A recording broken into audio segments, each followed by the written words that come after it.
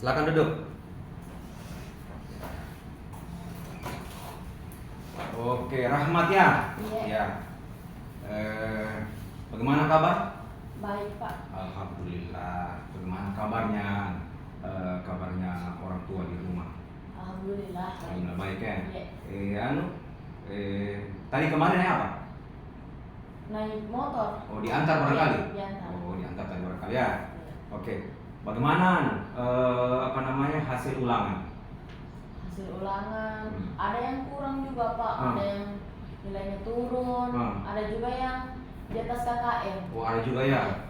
Oh, tapi rapor sudah diterima rapor?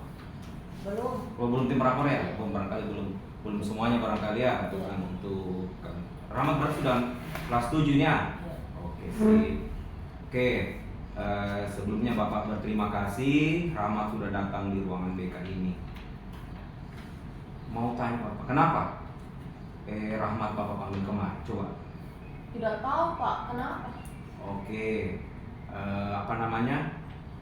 Coba kau ingat-ingat dulu. Mungkin ada kejadian-kejadian yang kemarin-kemarin barangkali ada apa?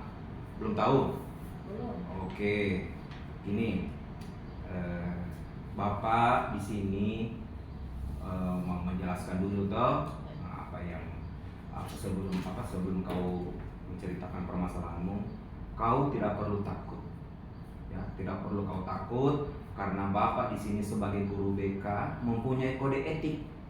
Nah, mempunyai kode etik di sini ada asas-asas BK. Nah, yang pertama itu ada asas kerahasiaan. Rahmat datang kemari akan terjamin kerahasiaannya. Hanya Rahmat dengan Bapak saya yang tahu.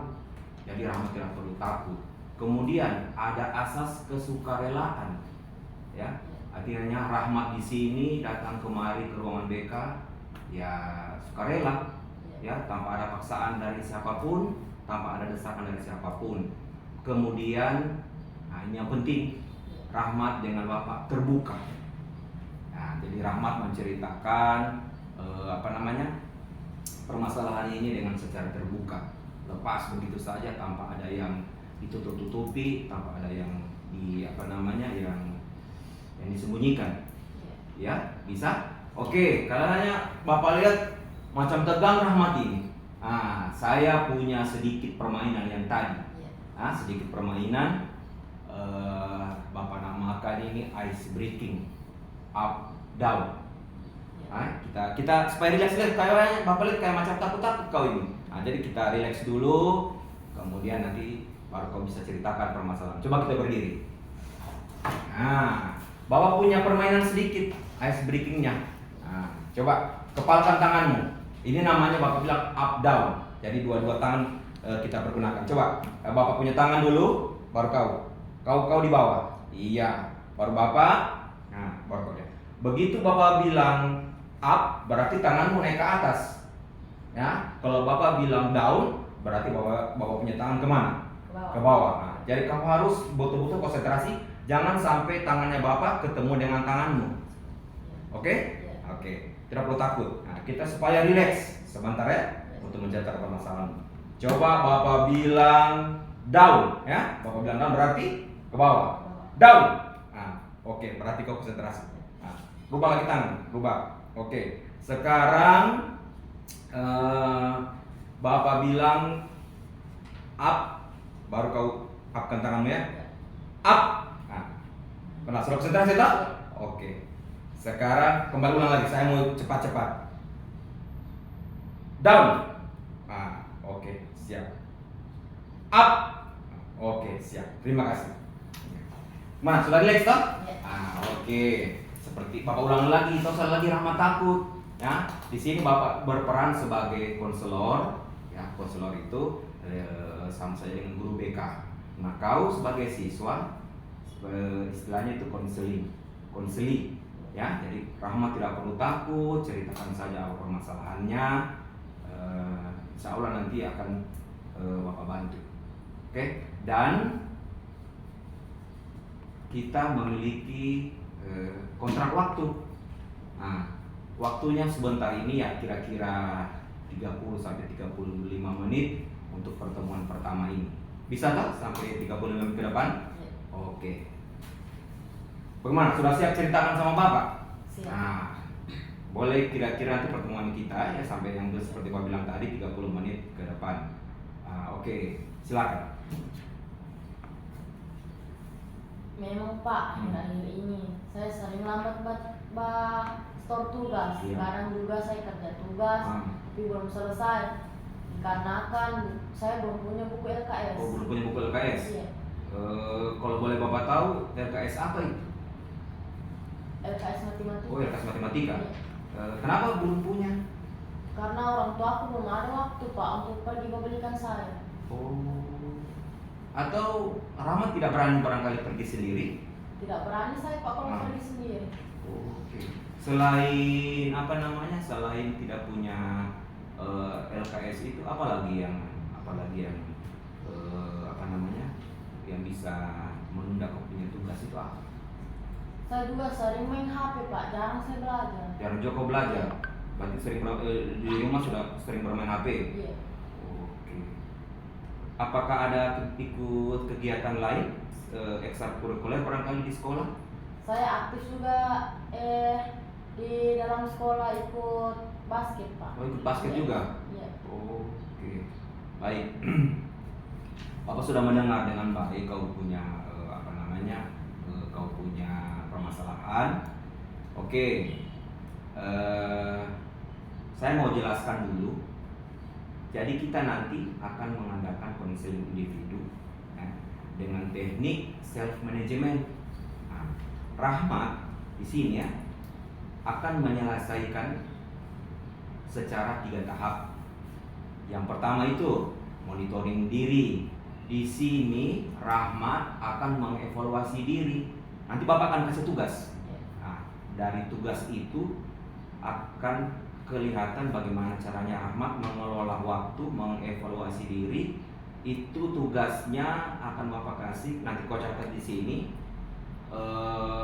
Mulai dari jam 6 pagi sampai sampai tidur malam nanti kau buat kau punya aktivitas. Nanti kita lihat bersama. Kau buat dengan sejujurnya. 1 hari full itu kau buat kau punya kegiatan. Nah, kedua itu stimulus kontrol, ya stimulus kontrol. Nanti dari apa yang sudah Rahmat catat, ya nanti apa yang sudah Rahmat catat tentang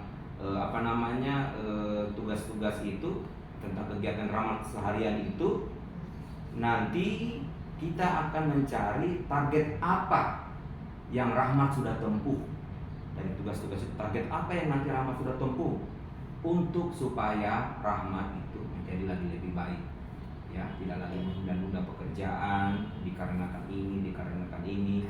Oke. Dan yang terakhir itu tahap responmen. Nah, tahap responmen itu di sini itu tahap Rahmat itu bisa mendapatkan reward, hadiah misalnya setelah Rahmat menyelesaikan tugas, atau hukuman.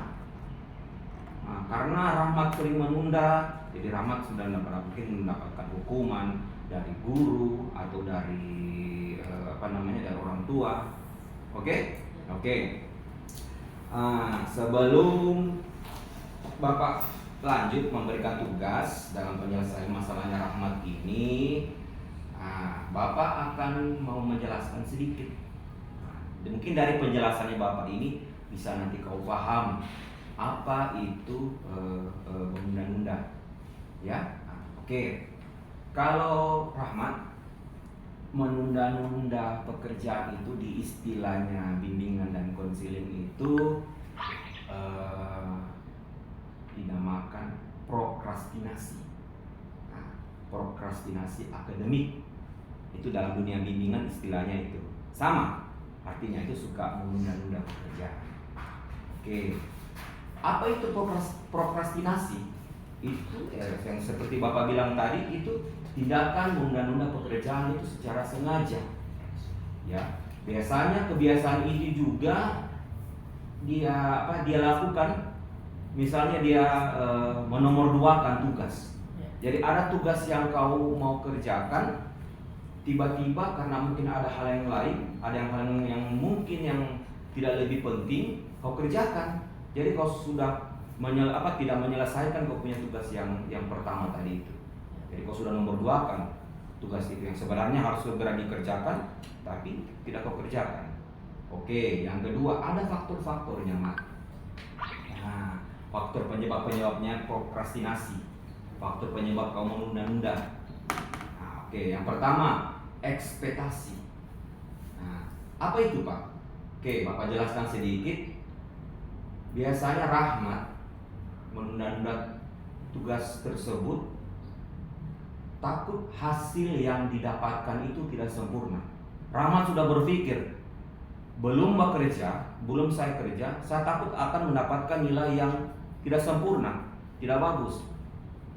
Jadi belum mencoba, sudah mengalah duluan. Terakhir apa akibatnya? Yaitu kau sudah tunda itu pekerjaan, padahal belum kau coba. Itu tugas. Sebenarnya harus kau coba dulu, kau ikuti dulu itu tugas.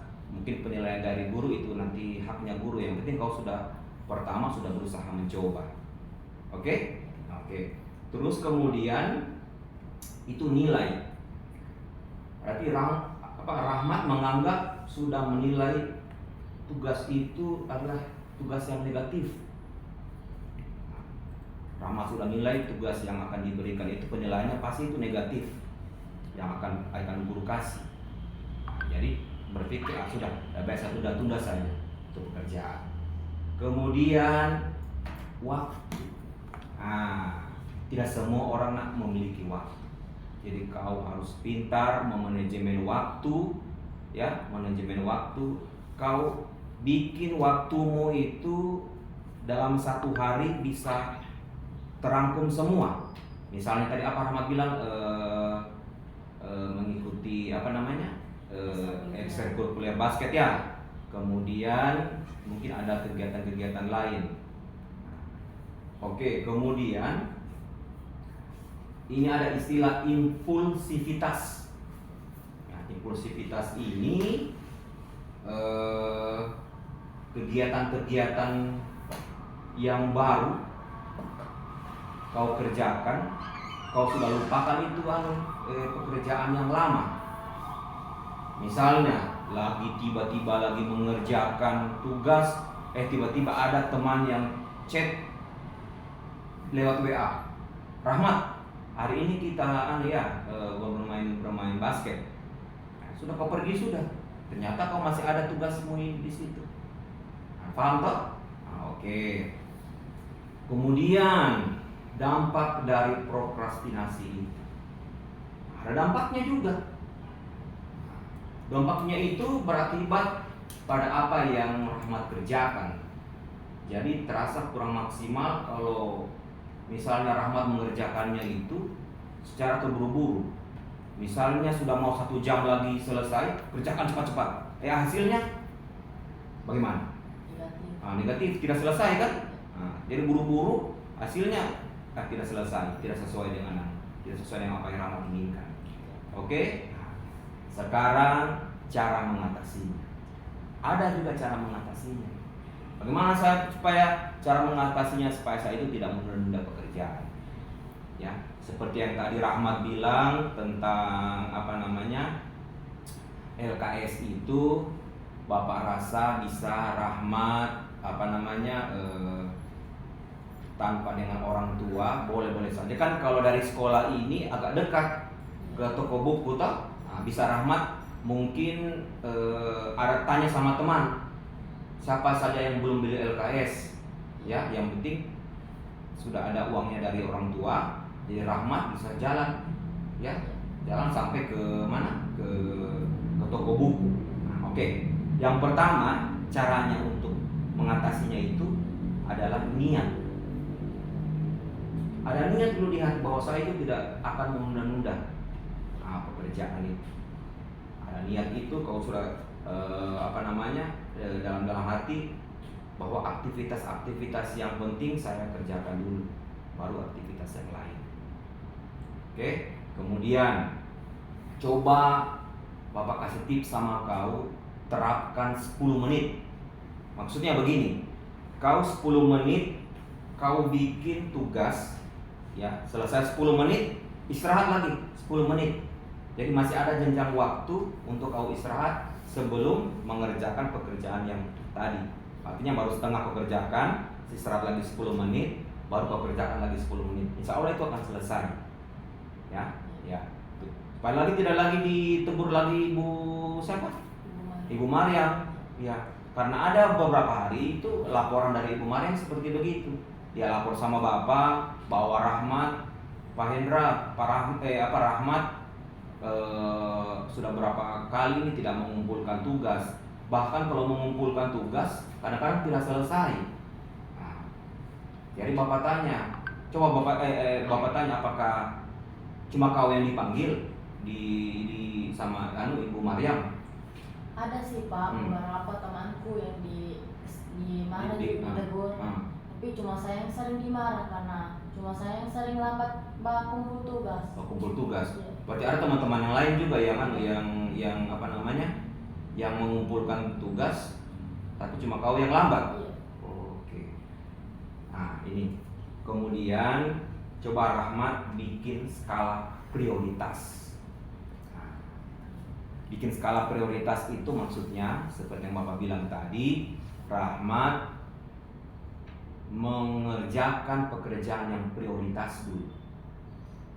Pekerjaan prioritas dulu, yang utama dulu. Misalnya ada tugas yang sudah mau harus dikerjakan, misalnya tugasnya hari ini, ada tugas hari ini, sudah ada buku, tinggal mau mengerjakan, mau dikumpulkan besok. Jadi otomatis Rahmat harus segera mengerjakan malam. Ya, mengerjakan Rahmat harus malam karena besok sudah mau dikumpulkan itu tugas. Bisa paham? Bisa Pak. Oke. Kemudian ini ada istilahnya jauhkan distraksi. Nah, dijauhkan distraksi itu kenyataan atau masalah yang harus kita fokus pada saat itu. Masalah itu kita harus fokus. Jadi, bagaimana cara menjauhkannya? Sering mungkin Rahmat seperti yang Rahmat bilang tadi sama Bapak toh, bahwa kecanduan apa? Bermain HP. Nah, matikan dulu kalau misalnya Rahmat sering menonton, matikan dulu HP, matikan dulu televisi. Toh, kemudian simpan itu HP di laci. Simpan baik-baik itu HP di laci dan minta orang di sekitar untuk tidak mengganggu pada saat saya belajar. Ya, minta sama orang di sekitar, barangkali adekmu, kakakmu, atau orang tua, untuk jangan dulu mengganggu saya. Tapi kalau dipanggil oleh ibu atau ibu, Rahmat harus menyaut. Ma, tolong belikan ini. Oke, belikan dulu ini. Jalan dulu ke kios. Jangan lupa itu ya. Kalau ibu mau manggil harus tetap menurut meskipun dalam keadaan apapun. Oke? Kemudian Bapak tanya dulu, Rahmat di rumah itu ada kamar tersendiri? Ada kamar tersendiri berarti Rahmat ya? Di kamarnya Rahmat itu alhamdulillah sudah ada kamar sendiri. Bikin di kamar itu ruangan belajar yang nyaman. Yang nyaman di ruangan kamarnya Rahmat itu bikin ruangan belajar yang nyaman, ya. Ada bersih, ya terutama bersih, kamar harus bersih. Meskipun cowok, bukan cewek saja yang kamar bersih, cowok juga, ya kamar harus bersih, ditata rapi, pakaian-pakaian ditata rapi. Jadi ketika kita mau belajar, ada semangat kita mau belajar. Dilihat dari situasi itu, bersih kamarku, oke. Kemudian Bapak ada sedikit Bapak tampilkan video. Sebelum Bapak tampilkan, bagaimana Rahmat penjelasan Bapak tadi? Sudah paham? Paham. Oke. Saya akan memperlihatkan video tentang sukses tidak datang pada orang yang malas. Kita lihat videonya ini.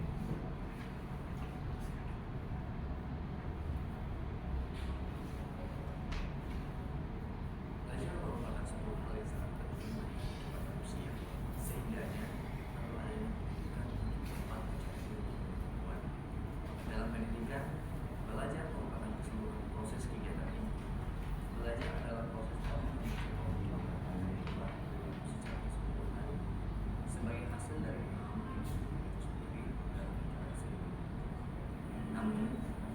siswa yang satu ini.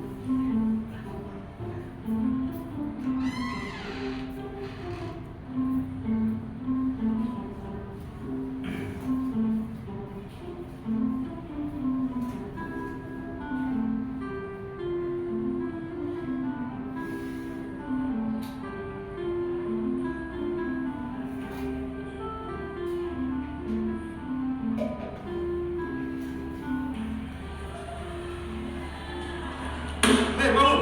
Iya pak, mana memang?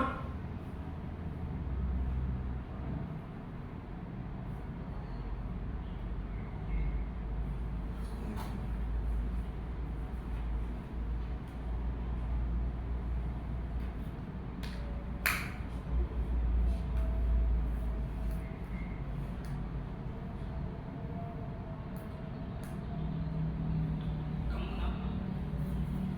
Setelah hari yang tadi, aku tidak bisa berjalan.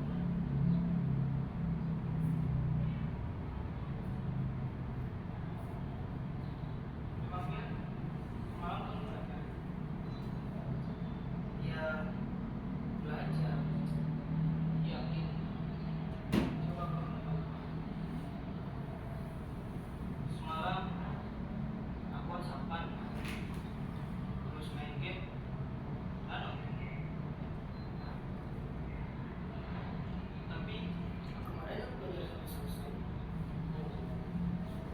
Tapi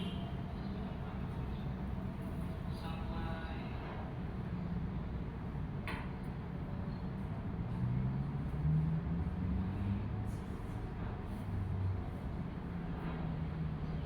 sampai subuh.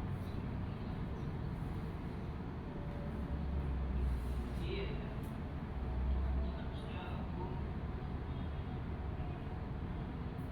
Hal sekecil apapun itu jangan dianggap remeh, termasuk dalam hal belajar, karena sukses tidak sukses itu harus diperjuangkan. Memperjuangkannya dengan cara menciptakan kondisi belajar yang baik, mengatur waktu belajar yang tepat, serta menyelesaikan tugas tugas dan pekerjaan yang cepat. Karena belajar memperluas wawasan untuk keterampilan. Seperti yang dikatakan oleh Muhammad, hiduplah setelah Muhammad besok, belajarlah setelah engkau berusaha. Namun seseorang tak ada yang tahu apa harus belajar dan kewajiban, karena sukses kamu beda dengan berusaha. Mulai semangat lagi.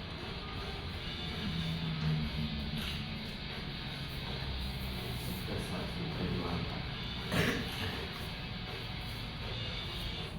Oke, dari video yang tadi apa Rahmat ambil kesimpulan? Coba melihat anak yang tadi dengan dengan kegiatannya tadi, kira-kira Pertama, dia kan bangun lambat Pak, ya karena mungkin tadi malam dia menonton, bermain HP, bermain game. Dia juga tidak belajar, jadi sesampainya di sekolah itu hari dia dapat ulangan harian. Jadi karena dia tidak belajar semalam, dia kebingungan. Iya. Karena juga mengantuk, jadi dia ketiduran di kelas. Iya betul. Karena kehabisan sudah waktu, gurunya datang, diambil itu hasil ulangannya. Oke. Nah, setelah pulang sekolah dia ditemui sama sosok dirinya sendiri. Iya. Diperingatkan, memangnya kamu belajar kemarin? Dijawab, dia belajar pas subuhnya Ya. karena dia memprioritaskan bermain game, menonton dan berwhatsappan. Makanya dia pas ulangan harian itu dia kebingungan, tidak bisa dia jawab soal-soal yang benar. Oke. Gitu. Gitu saja ya, bagus sekali. Jadi kira-kira kalau lihat dari video ini hampir sama dah Kak dengan Rahmat. Hampir sama Pak. Hampir sama ya. Nah, tapi pernah ketiduran di kelas? Pernah. Pernah juga ketiduran di kelas? Karena mengantuk. Karena mengantuk toh yang namanya begadang sampai larut malam. Nah, jadi tugas-tugas mungkin tak kerja tapi tidak selesai kayak tadi tuh. Nah, diselesai begitu selesai waktunya rupanya tidak selesai. Nah, maka kecewa lah Rahmat. Nah, oke. Seperti yang Bapak janjikan tadi, ini ada beberapa lembar kertas, ya sengaja sudah Bapak siapkan. Di sini Rahmat menuliskan kegiatan sehari-hari Rahmat dalam satu hari itu, mulai dari bangun pagi sampai Rahmat tidur malam. Oke, nanti Rahmat jabarkan di sini, Rahmat tulis sekarang. Silakan.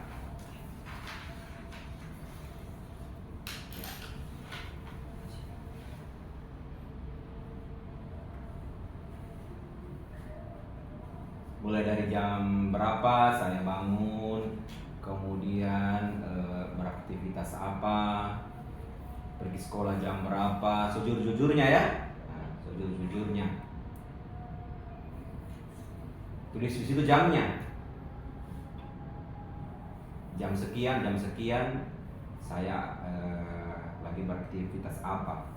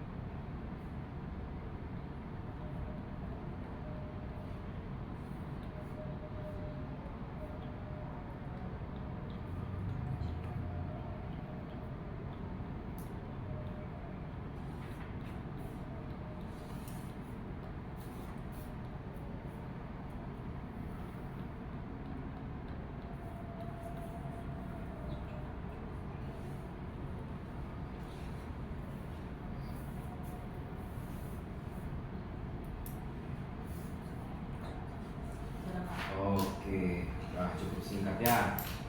Oke, baik. Di sini Bapak lihat kau sudah menjelaskan dari mulai kau bangun pagi sekian sampai kemudian beraktivitas, mandi, sarapan sampai sekolah jam sekian. Oke, Bapak rasa cukup lengkap. Kemudian, di sini nanti kau tuliskan lagi, ini kau kerjakan nanti di rumah, ya. Kau kerjakan nanti di rumah aktivitasmu yang satu hari ini. Nanti kau tuliskan lagi di sini tulisannya itu pekerjaannya itu yang akan kau kerjakan di rumah itu kira-kira target yang seharusnya Rahmat kerjakan. Contohnya begini, Mas Rahmat.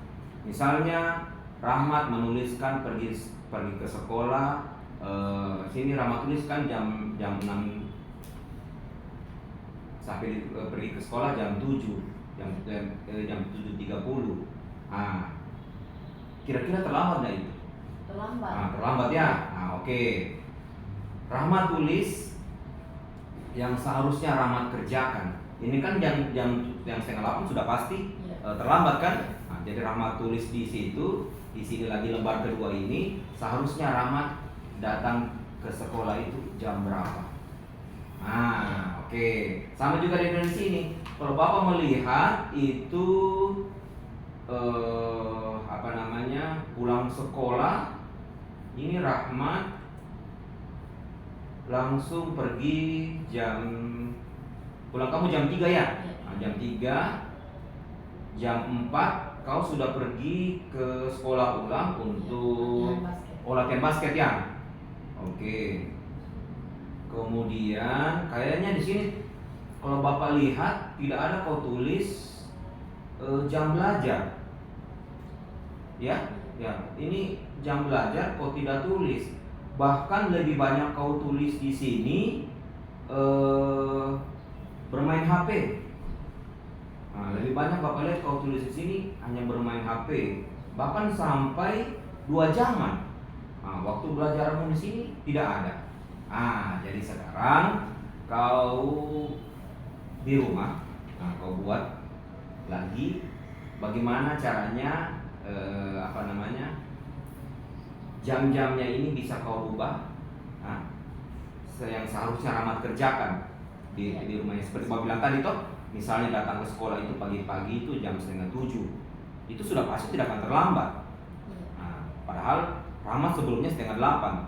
Jadi Rahmat tulis lagi itu target yang seharusnya saya kerjakan adalah pergi sekolah jam 6. ya, jam boleh jam 6, jam 6:30, sudah boleh. Karena biasa kan sekolah itu jam 7 lewat. Sudah tutup ya, sudah tutup itu pagar. Begitu pula juga dengan belajar. Jadi disisipkan itu belajar itu dari jam sekian jam sekian. Artinya Bapak di sini bukannya melarang kau untuk bermain HP, boleh-boleh saja, tidak jadi masalah, ya. Tetapi ingat, ada pekerjaan utama yang harus kau kerjakan, yaitu pekerjaan-pekerjaan PR misalnya.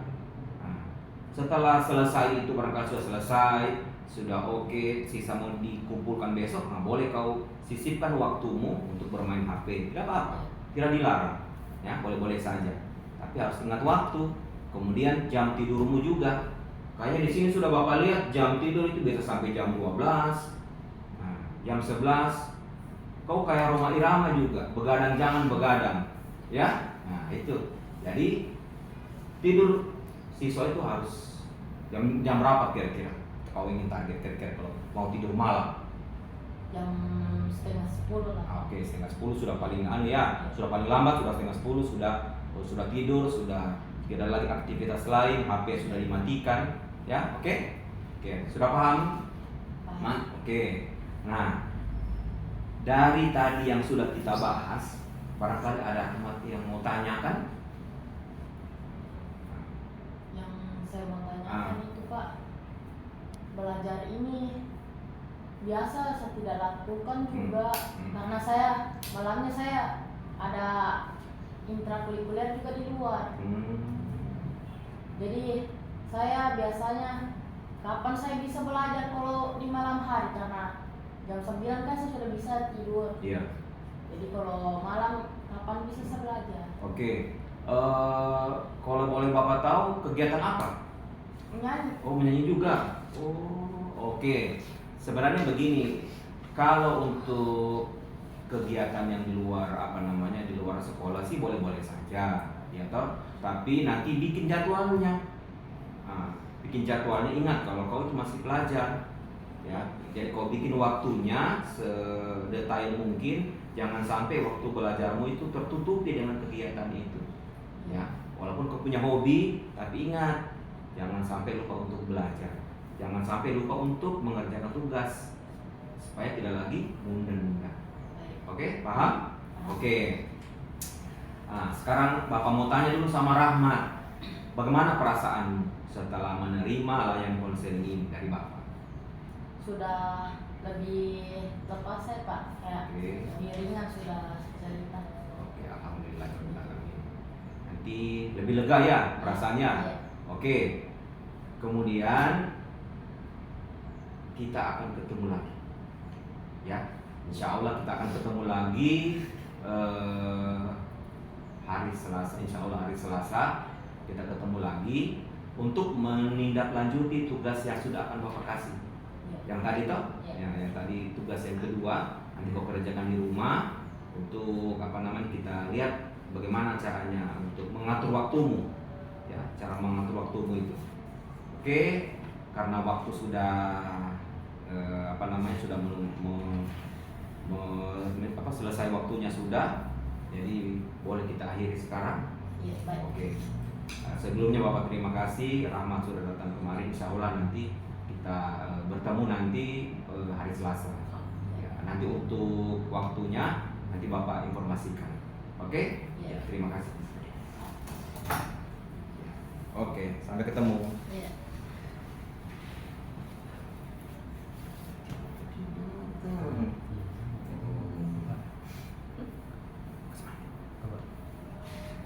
Ini kamera kan?